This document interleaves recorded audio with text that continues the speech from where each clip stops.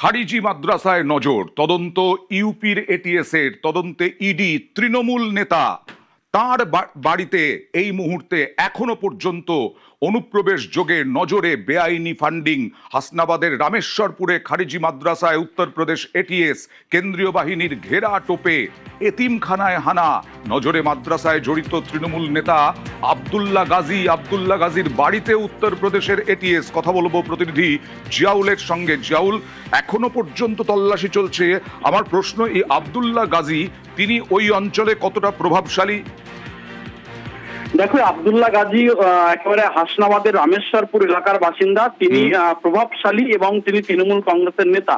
ফলে বছর দুয়েক আগেও তিনি একবার গ্রেফতার হয়েছিলেন এই উত্তরপ্রদেশেরই তদন্তকারী সংস্থার হাতে। তার কারণ এই যে মাদ্রাসার কথা উঠে আসছে, খারিজি মাদ্রাসা, সেই খারিজি মাদ্রাসায় বৈদেশিক মুদ্রা অর্থাৎ বিদেশ থেকে প্রচুর অর্থ আসতো। সেই অর্থের টাকা দিয়ে মাদ্রাসা চলতো এমনটা অভিযোগ। ফলে সেই মাদ্রাসার টাকা কোথা থেকে আসতো সেটা যেমন একটা দিক রয়েছে, অন্যদিকে আব্দুল্লাহ গাজীর আরো এক ঘনিষ্ঠ, অর্থাৎ একদিকে হাড়োয়ার 3 জায়গায় সেখানেও কিন্তু এই দলের অর্থাৎ এই এটিএসের অর্থাৎ সেখানেও কিন্তু হানা দিয়ে এই মুহূর্তে এখনো সেখানে তল্লাশি চলছে। অর্থাৎ আব্দুল সামাদ, তার বড় জামাই হচ্ছে আবু সালেহ, তিনিও কিন্তু উত্তরপ্রদেশের পুলিশের হাতে গ্রেপ্তার হয়েছিলেন। সেখানেও ওই উত্তরপ্রদেশ সব বিভিন্ন বাইরের টাকা অর্থাৎ বিদেশের টাকা সেখানে এই মাদ্রাসায় আসতো এবং হিউজ টাকা, কোটি কোটি টাকা সেখান থেকে আসতো এবং সেই টাকা দিয়েই এই মাদ্রাসা, এতিমখানা সহ বিভিন্ন সীমান্তবর্তী এলাকায় একাধিক এই মাদ্রাসা বা নেটওয়ার্ক চলতো এমনটা অভিযোগ। ফলে তার জামাই অর্থাৎ আবু সালেহ গ্রেপ্তার হয়েছিল। অন্যদিকে আবু সালেহ ঘনিষ্ঠ হচ্ছে এই রামেশ্বরপুরের বাসিন্দা, তিনিও কিন্তু আব্দুল গাজী, তিনিও কিন্তু এই টাকা সেখান থেকে নিয়ে আসতেন এবং নিয়ে এই মাদ্রাসা চালাতেন। ফলে আজকে একেবারে ভোর রাতেই সেখানে কিন্তু এটিএস অর্থাৎ উত্তরপ্রদেশের এটিএস এবং ইডি যৌথভাবে এই তল্লাশি অভিযান চালায়। এখনো প্রায় 6 ঘন্টা অতিক্রান্ত, ইডি এবং এই এটিএস তল্লাশি অভিযান চালাচ্ছেন। ফলে এই যে টাকার উৎস, কিভাবে এই টাকা, হিউজ পরিমাণে টাকা নিয়ে আসা হতো এবং সেখান থেকে কেন এই মাদ্রাসায় খরচ হতো, সবটাই খতিয়ে দেখা হচ্ছে। এখনো পর্যন্ত তল্লাশি অভিযান চলছে হাড়োয়া এবং হাসনাবাদের রামেশ্বরপুর এলাকায়। ওকে, 6 ঘন্টা পেরিয়ে গেছে, এখনো তল্লাশি চলছে ইডির।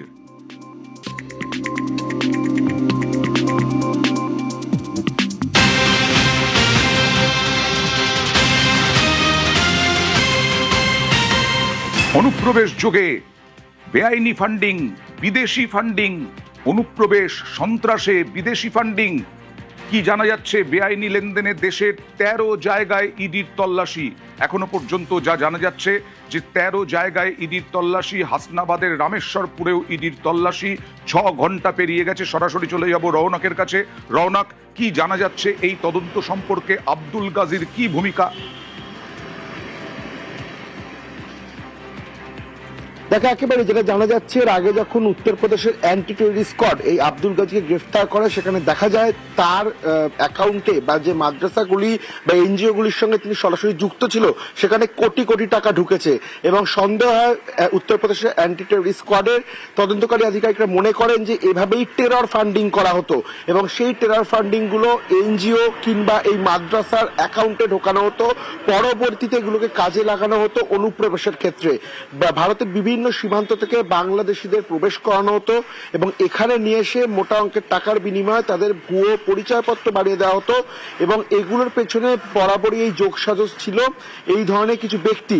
এই তদন্ত যখন উত্তরপ্রদেশের এটিএস নামে, অন্যদিকে এনফোর্সমেন্ট ডিরেক্টরেট খতিয়ে দেখছে যে এই লেনদেনের পিছনে সরাসরি কারা যুক্ত রয়েছে। কারণ এই একটি লেনদেন নয়, আজ তুমি জানো একযোগে পশ্চিমবঙ্গের 4টি জায়গায় প্রায় কলকাতা, দক্ষিণ 24 পরগনা, উত্তর 24 পরগনা, মুর্শিদাবাদে যেমন তল্লাশি অভিযান চলছে, অন্যদিকে গোটা দেশ জুড়ে 13টি জায়গায় কিন্তু এটিএস এর তল্লাশি অভিযান চালানো হচ্ছে।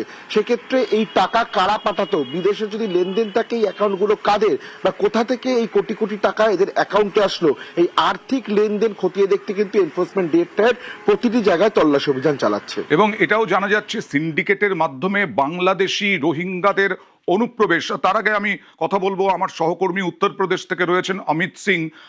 আমি অয়ন রয়েছি স্টুডিও থেকে, বাংলা স্টুডিও থেকে, নিউজ 18 বাংলা।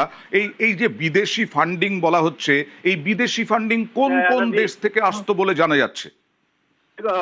অয়ন, আগে কথা করি তাহলে विदेशी फंडिंग को लिए यूपी एटीएस ইনভেস্টিগেশন আজ থেকে নেই 2-3 বছর আগে থেকেও ইনভেস্টিগেশন ওইটা করছিল।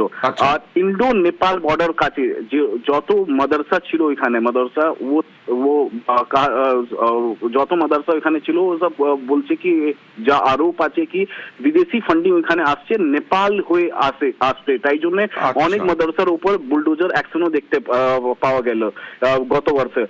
তারপর এই মামলা কোর্টে পৌঁছে গেল, কোর্ট ইনভেস্টিগেশন স্টে লাগিয়ে দিয়েছিল। তারপর এখন আবার যখন স্টে উঠেছে কোর্ট থেকে আর কোর্ট ने অর্ডার করলো কি ইউপি এটিএস এই মামলাতে আবার যাঁচ শুরু করতে পারে, তখন যখন যাঁচ শুরু হয়েছে তখন এই যে ফান্ডিং এর মামলা এসছে এ পশ্চিম বঙ্গাল তক পৌঁছে গেছে আর বলছে কি বিদেশি ফান্ডিং जो আছে নেপাল থেকে যে টাকা পয়সা রুট হয়ে আসছে, ফান্ড যে রুট হয়ে আসছে ওর তার পশ্চিম বঙ্গাল গেলে উত্তর 24 পরগনা তক জুড়ে আছে। এখন ইউপি এটিএস এই পুরো মামলাতে ইনভেস্টিগেশন করছে আর ইউপি এটিএস এর অধিকারী বলছে কি এখন অনেক মৌলানা এই যাঁচ তফতিশের ভিতরে আসবেন, তার সঙ্গে পুছতাছ হবে আর এই যে পয়সার রুট আছে সন্ত্রাসবাদের কাজেও লাগানো হতো এই সমস্ত খারিজি মাদ্রাসা এবং তার সঙ্গে টাকা বিদেশি টাকা নিশ্চয়ই নিশ্চয়ই বিদেশি টাকা আসছে আর বিদেশি টাকা অনেক ইলিগাল গতিবিধির মধ্যে এরা লাগাচ্ছিল। আর जो यूथ আছে ইন্ডো নেপাল বর্ডারে ওদেরকে এমনি আরোপ আছে কি ওদেরকে বিদেশেও পাঠাচ্ছিল কি তাকে ইলিগাল অ্যাক্টিভিটিস মধ্যে ওরা চলে আসে। बहरहाल इन्वेस्टिगेशन এখনো আগে চলছে और यूपी एटीएस जाहिर तौर पे नेक्स्ट 2-3 डेज प्रेस रिलीज जारी করবে আর বলে দেবে কি কোথায় কোথায় ইনভেস্টিগেশন করেছে আর কি কি পাওয়া গেছে। ওকে, থ্যাংক ইউ অমিত।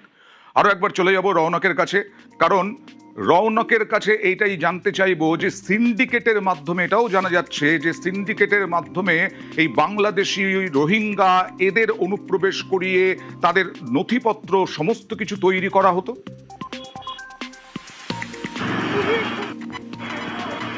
দেখা ফান্ডিংয়ের যোগ তো এখানে উঠেই আসছে, যে কারণেই উত্তরপ্রদেশের অ্যান্টি টেররিস্ট স্কোয়াড 2 বছর আগে 2024 সালেই কিন্তু এই রাজ্য থেকে দুজনকে গ্রেফতারও করেছিল এই মামলাকে কেন্দ্র করেই, এবং সেখানে যোগসাজশ উঠে এসেছিল যে টেরর ফান্ডিং করা হয় এই মাদ্রাসা এবং এনজিওর নামে বেশ কিছু অ্যাকাউন্টে। এই অ্যাকাউন্টের হদিশ পাবার পরই কিন্তু এই দক্ষিণ 24 পরগনা, উত্তর 24 পরগনা, কলকাতা বা মুর্শিদাবাদের বিভিন্ন জায়গায় তল্লাশি অভিযান চালানো হয়। সেক্ষেত্রে যেটা মনে করা হচ্ছে বা তদন্তকারী আধিকারিক সূত্রে জানা যাচ্ছে যে এই ফান্ডিংটা বিদেশ থেকে আসতো। সেক্ষেত্রে কোনখান থেকে তারা ফান্ডিং করতো বা এর নেপথ্যে কারা রয়েছে, এই ফান্ডিং এর যে চক্রটা, এই র্যাকেটটা ধরতেই কিন্তু এনফোর্সমেন্ট ডিরেক্টরেট পৃথকভাবে তল্লাশি অভিযান চালাচ্ছে যে কোটি কোটি টাকা কিভাবে তাদের অ্যাকাউন্টে ঢুকতো।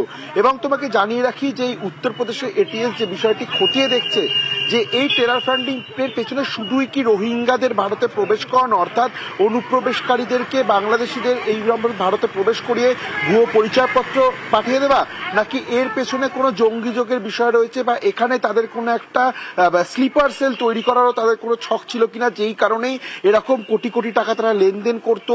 বিভিন্ন কয়েকটি অ্যাকাউন্ট তারা আগে থেকেই একেবারে নিজের স্ক্যানারে রেখেছিল, যেই অ্যাকাউন্টেই কিন্তু পাঠানো হতো। এই দিকটাও কিন্তু তদন্তকারী আধিকারিকদের তরফ থেকে খতিয়ে দেখা হচ্ছে।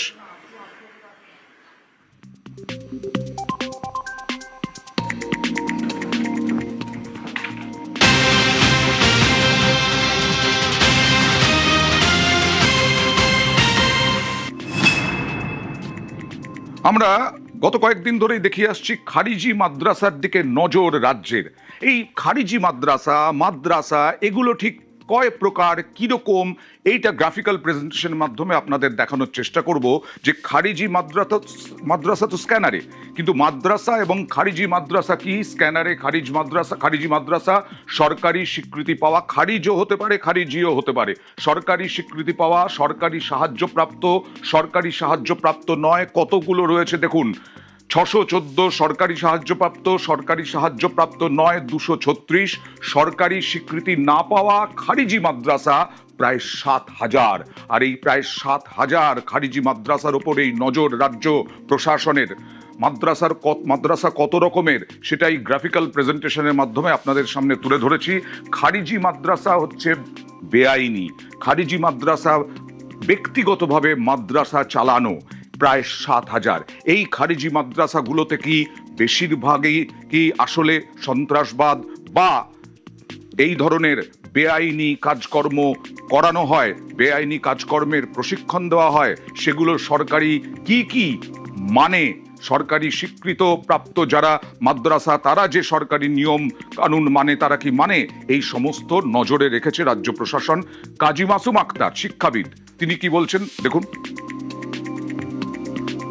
বাম আমলে যে 614টা মাদ্রাসা অনুমোদন পেয়েছিল সেটা হাই মাদ্রাসা, সিনিয়র মাদ্রাসা। হাই মাদ্রাসার সিলেবাস একেবারে মধ্যশিক্ষা পর্ষদের সিলেবাসের মতো। এটা মাদ্রাসা বোর্ডের দ্বারা পরিচালিত। গোটা 15 বছরের তৃণমূল আমলে একটাও অনুদানপ্রাপ্ত অনুমোদিত মাদ্রাসা তৈরি হয়নি। 614টা যে মাদ্রাসা বললাম এটা হচ্ছে আধুনিক কারিকুলাম সম্পত সরকারি অনুমোদিত অনুদানপ্রাপ্ত, বুঝে গেল। তারপরে তখনও বাম আমলেও আরো অনেক মাদ্রাসা ছিল যেগুলো খারিজি মাদ্রাসা বলে, সেই সংখ্যা হচ্ছে 7,000 প্রায়। সেগুলো বিদেশি টাকা, জাকাতের টাকা, ধর্মের নামে সংগৃহীত টাকা, কারো নজরদারি নেই, না মুসলমান সমাজের শিক্ষিত অংশের লোকের নজরদারি, না সরকারের নজরদারি। আর 12টা জেলায় 12 জেলার খারিজি মাদ্রাসা, যেটা বলছিলাম না রাজ্যের নজরে খারিজি মাদ্রাসা, 12 জেলায় খারিজি মাদ্রাসায় নজর। এবং এই খারিজি মাদ্রাসাগুলো সীমান্তবর্তী জেলায় বিশেষ নজর। এবং খারিজি মাদ্রাসাগুলোতে 21শে জুলাইয়ের মধ্যে রিপোর্ট তলব। সোমবার থেকেই শুরু হয়ে গেছে এই খারিজি মাদ্রাসা। সীমান্তবর্তী জেলায় বিশেষ নজর, 21শে জুলাইয়ের মধ্যে রিপোর্ট তলব। সরকারের ঠিক করে দেওয়া সিলেবাস, পড়াশোনা হচ্ছে কিনা সিলেবাসে সেটাতেও নজর। চলে যাব সোমরাজের কাছে যাব কারণ এই যে সোমবার থেকে শুরু হওয়ার কথা ছিল খারিজি মাদ্রাসা পরিদর্শন, সেই পরিদর্শন কিভাবে চলছে, কি দেখা হচ্ছে?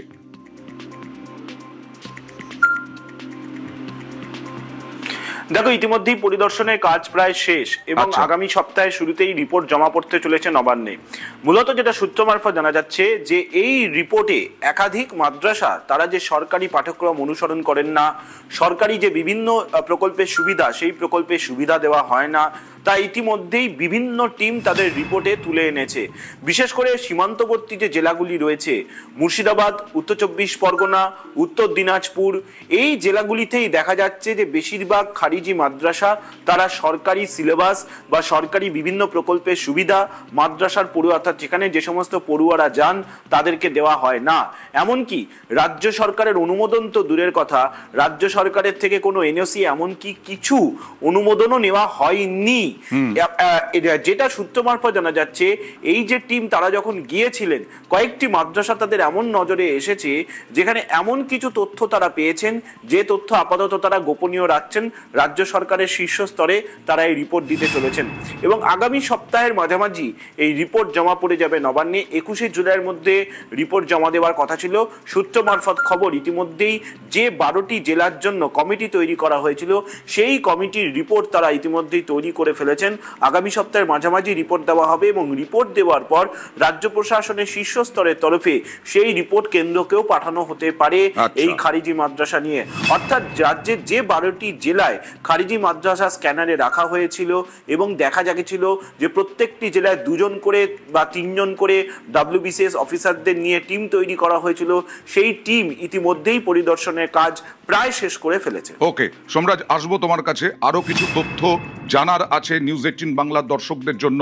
স্ক্যানারে খারিজি মাদ্রাসা, দেখুন কোচবিহার, উত্তর দিনাজপুর, এরপরে দেখুন মালদা, মুর্শিদাবাদ, উত্তর দিনাজপুর, নদিয়া, উত্তর 24 পরগনা, দক্ষিণ 24 পরগনা, এই জেলাগুলোতে খারিজি মাদ্রাসায় নজর। বেশিরভাগ সীমান্তবর্তী জেলাতেই নজর, যেটা বলছিলাম বিশেষ নজর। মুখ্যমন্ত্রী এর আগে কি হুঁশিয়ারি দিয়েছিলেন খারিজি মাদ্রাসা নজর নিয়ে, কি বলেছিলেন দেখুন।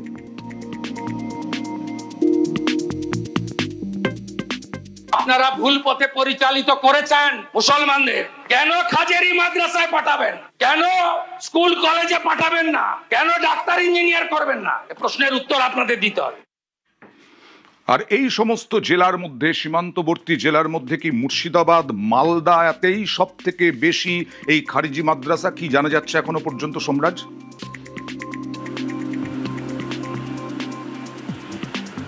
দেখো, মুর্শিদাবাদ, মালদা, উত্তর দিনাজপুর এই 3 জেলাতেই এখনো পর্যন্ত সব থেকে বেশি খারিজি মাদ্রাসার সন্ধান পাওয়া যাচ্ছে বলেই সূত্র মারফত খবর। বিশেষ করে উত্তর দিনাজপুর জেলাতেও সব থেকে বেশি খারিজি মাদ্রাসার সন্ধান তারা পাচ্ছেন।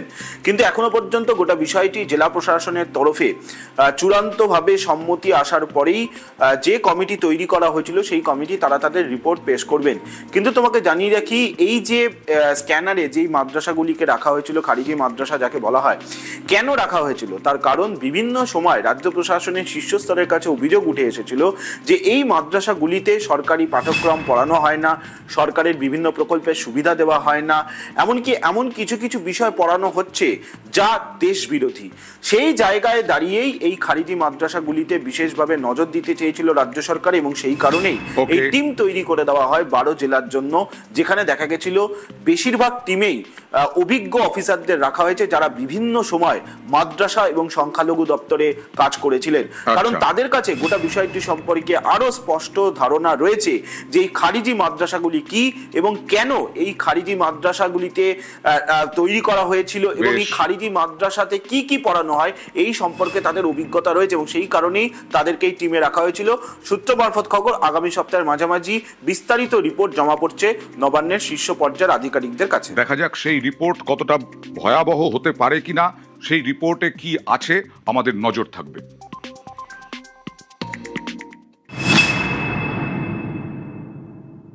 নিউজ আরো একা হলেন মমতা বন্দ্যোপাধ্যায়। কোয়েল মল্লিক এবার অন্য ডালে। কোয়েল মল্লিক ইস্তফা দিলেন, রাজ্যসভার সাংসদ পদ থেকে ইস্তফা দিলেন। কয়েক মাসের ব্যাপার।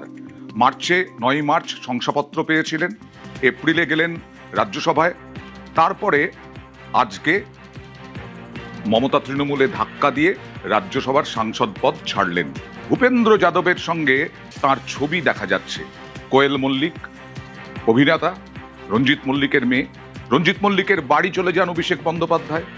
অভিষেক বন্দ্যোপাধ্যায় খুব ভালো ছেলে বলেন রঞ্জিত মল্লিক, এবং কোয়েল মল্লিক তারপরে তৃণমূলে যোগ দেন। তৃণমূলে যোগ দিয়ে তিনি রাজ্যসভার সাংসদ হন। রাজ্যসভার সাংসদরা, রাজ্যসভা সাংসদ সুখেন্দু শেখর রায়, প্রকাশচিক বড়াইক, সুস্মিতা দেব এই কি কয়েকদিন আগে ইস্তফা দিয়েছেন। তারপরে বিজেপির সাংসদ হয়েছেন। আর সেই 9 মার্চের ছবি দেখতে পাচ্ছেন আপনারা। সেই 9 মার্চ রাজীব কুমার, কোয়েল মল্লিক, মেনকা গুরুস্বামী তারা সংসদে সাংসদ হন, অর্থাৎ রাজ্যসভার সাংসদ হন। 13 থেকে কমে রাজ্যসভায় হলো 9। সুখেন্দু শেখর রায়, প্রকাশচিক বড়াইক, সুস্মিতা দেবের পরে কোয়েল মল্লিক সাংসদ পদ থেকে ইস্তফা দিলেন। কিন্তু এবার প্রশ্ন, তিনি কি ওই জায়গাতেই আবার বিজেপির সাংসদ হবেন? এখনো পর্যন্ত কিছু জানা যাচ্ছে। ভূপেন্দ্র যাদবের সঙ্গে বৈঠকে রহস্যটা কি মৈত্রেয়ী?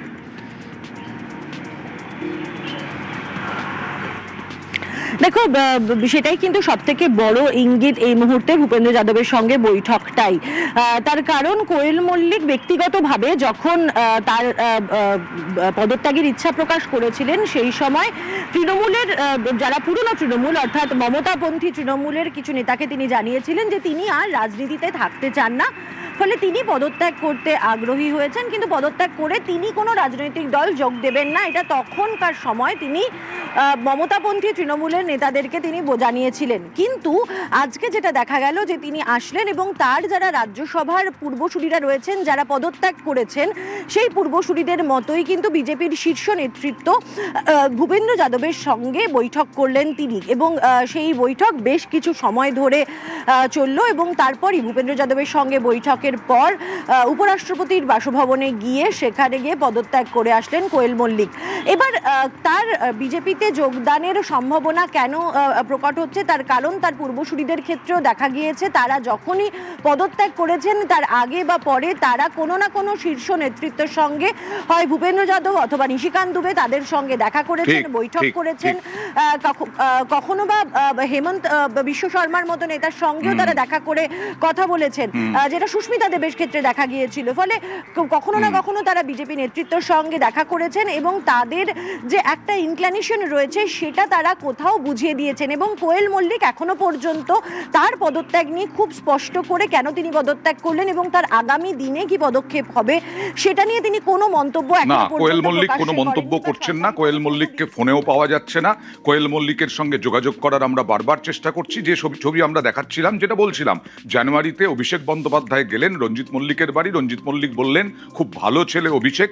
তারপরেই দেখলাম আমরা কোয়েল মল্লিক তৃণমূলে জয়েন করলেন, তৃণমূলের রাজ্যসভার সাংসদ হলেন, তার কয়েক মাসের মধ্যেই ইস্তফা দিলেন এবং এবার কোন ডালে, কারণ ভূপেন্দ্র যাদবের সঙ্গে বৈঠক করলেন।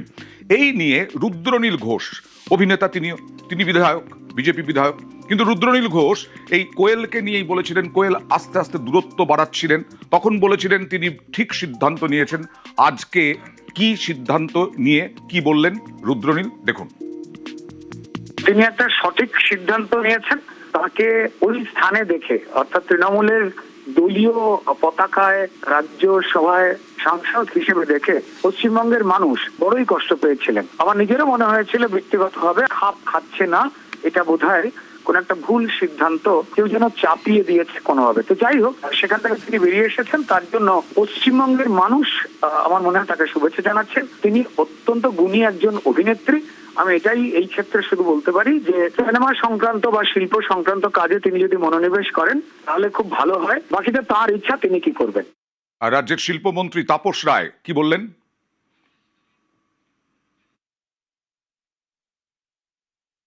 যে পরিস্থিতিতে পড়েছে তৃণমূল কংগ্রেস, আমার হাতের কালির দাগ এখনো ভোটের মোছেনি। তৃণমূলটা প্রায় উঠে যাওয়ার পথে, এবং কেউ আর মমতা ব্যানার্জি বা অভিষেক ব্যানার্জি বা তৃণমূলের সঙ্গে থাকতে চাইছে না। তার কারণ কোথাও যেন তারা অনুভব করছে যে তাতে এদের ব্যক্তিগত, পারিবারিক বা সামাজিক যে তাদের সম্মান, মর্যাদা বা প্রতিষ্ঠা রয়েছে সেটা বোধহয় ক্ষুণ্ণ হয়েছে বা হচ্ছে বা হতে পারে। এই সমস্ত কারণেই হয়তো সব তৃণমূল ছাড়ছে বলে আমার মনে হচ্ছে। সুতরাং এখন যে কেউই মমতা ব্যানার্জিকে ভরসা করতে পারছে না সেটা তো একেবারে ক্রিস্টাল ক্লিয়ার।